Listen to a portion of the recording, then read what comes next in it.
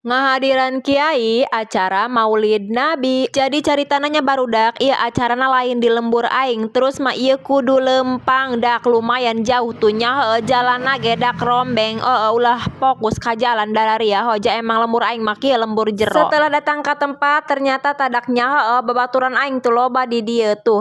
Jajan heula dak adak aing mah tidak lupa jajana lain jajan dadahareun. Mainan bae nu dibeli tuh tidak lupa dak babaturan aing mungkuna mah atoh meureun ieu geus seserian batu jajan es doger teu pira. Lanjut ieu dak nya marhaba haju nangtung kabehannya atuh geus marhaba mah tuh dak diuk deui teu kadeuleuk kiaina nangtung. Maot ge poe Senin tanggal 12 geus pada nyaho mun dilahirkeun di Mekah, maotna di Madinah, di bumi Siti Aisyah. Geus pada hafal. Ye, anu penting kurang dibahas dina pengajian guali eta urang kudu ngalalempeng akhlak. Tah nyadak geus lempeng mah ieu ahlak dilempengkeun ku Pak Kiai atuh lanjut balik dak tuh mau berkat sagala tuh batur ge rame ja aing geus meunang parsel anak aing geus nyingjing atuh balik dak ulah kebal-kebal nu penting mah ahlak cek Kiai ge nu diendahkeun budak